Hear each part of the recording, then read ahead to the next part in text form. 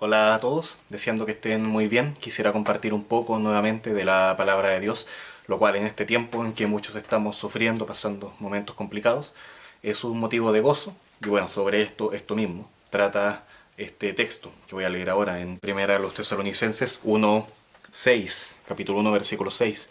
Dice así: Y vosotros vinisteis a ser imitadores de nosotros y del Señor, recibiendo la palabra en medio de gran tribulación con gozo del Espíritu Santo. Y los niños tienden a imitar lo que ven, sea bueno o sea malo. Ellos siempre están atentos a lo que hacemos, incluso más de lo que nosotros pensamos. Ellos ven nuestras actitudes cuando nos enojamos por algo y también cuando algo nos hace feliz. Y ellos no van a dudar en hacer lo mismo luego. A mí me queda muy poco tiempo para ser papá, pero desde ya debo proponerme ser alguien digno de imitar. Pero, ¿qué debo hacer entonces para eso? Imitar a otro más grande que yo, que sea digno de imitar. Bueno, la figura más cercana que yo trato de imitar es a mi propio papá. Por tanto, mi hijo de alguna forma podría ser un imitador del imitador de mi papá. Pero a quien tratamos de imitar ambos, los dos, y en eso tenemos que tener en común luego los tres, es a Jesucristo. Si yo lograra imitar a la perfección a Jesucristo, mi hijo tendría el mejor ejemplo de la historia para imitar. En esta vida no lo lograré, no lo lograré a la perfección, pero sí debo vivir una vida que imite a Jesucristo. Los de la iglesia de Tesalónica se habían convertido en la tercera generación de seguidores de Cristo. Cristo en la primera, Pablo en la segunda y finalmente ahora los tesalonicenses eran la tercera generación. Así como un hijo imita a su padre, que imita a su abuelo, el problema es que en la cultura de Tesalónica era muy común que quienes desafiaran a que los imitaran eran los filósofos. Los filósofos, pero ahora Pablo les dice, imítenme a mí, porque yo imito a Jesucristo. Esto fue como darle la espalda a lo más grande. Esto resultó en explosión contra la misma cultura de ellos. Y los mismos tesalonicenses, que no eran parte de la iglesia de Dios, rechazaron a sus propios vecinos. Como quien no quiere mirar al sol directamente porque daña sus ojos, ahora ellos no querían mirar a los cristianos porque los que formaban la iglesia eran imitadores de Cristo. Los cristianos se habían convertido en personas capaces de llevar la luz del mensaje de Dios, capaces de decir al otro, tú eres un pecador y debes arrepentirte por tu pecado. Ahora bien, Jesucristo ha pagado el precio en la cruz. Él nos ha hecho salvos de la condena. Su vida perfecta, la de Jesucristo, ha sido escrita en mis papeles.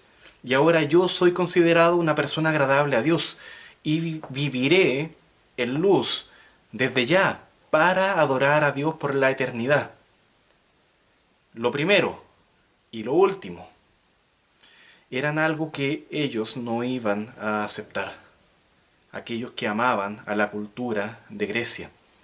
Lo primero, yo, un pecador, yo ser un pecador acaso, yo arrepentirme y también lo último, yo adorar a Dios.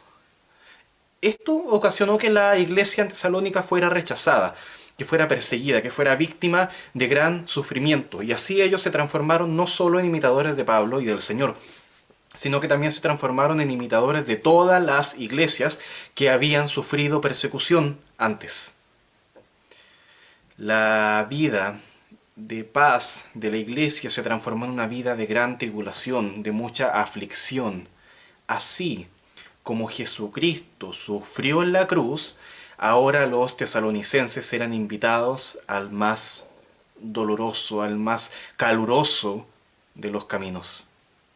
Hemos sabido de aquellos que viviéndonos y pudiendo llegar con el Evangelio a ellos, a sus vidas, se han enfrentado a sufrimientos por esto, a rechazo de esos mismos seres queridos. Pero lo que nosotros queremos que ustedes tengan en sus vidas no es sufrimiento, sino lo que hace que el sufrimiento se transforme en algo que los lleve al gozo.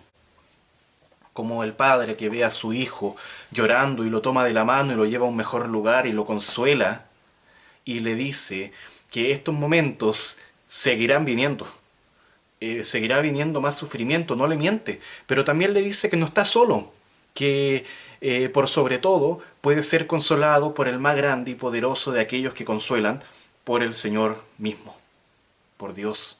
Los tesalonicenses se amargarían mucho, llorarían mucho, se lamentarían, pero no volverían a su antigua vida.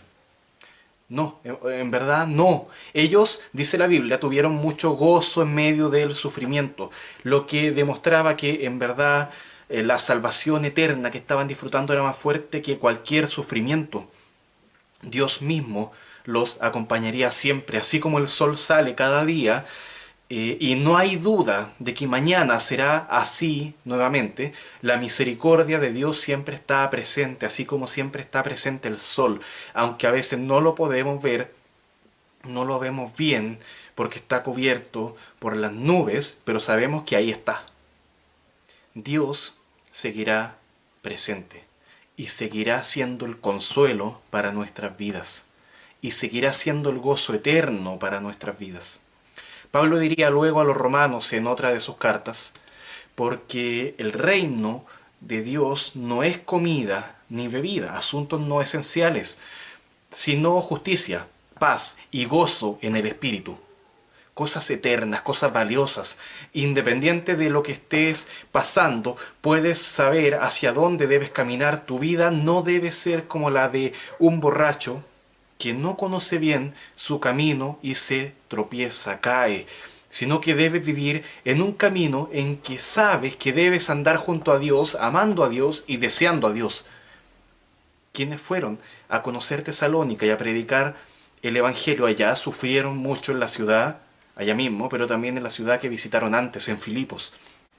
Allí fueron castigados por predicar el Evangelio, fueron azotados, fueron encarcelados en la más oscura y fría de las prisiones, pero la Biblia dice que Pablo y Silas cantaban en la prisión con gozo. Eso es raro a la luz del mundo, es producto de algo fuera de este mundo. Estaban prácticamente muriendo de dolor, pero a la vez muriendo de gozo, siendo luz en la prisión más oscura. Una locura para el mundo, pero cuando estás con Dios tiene todo el sentido del mundo.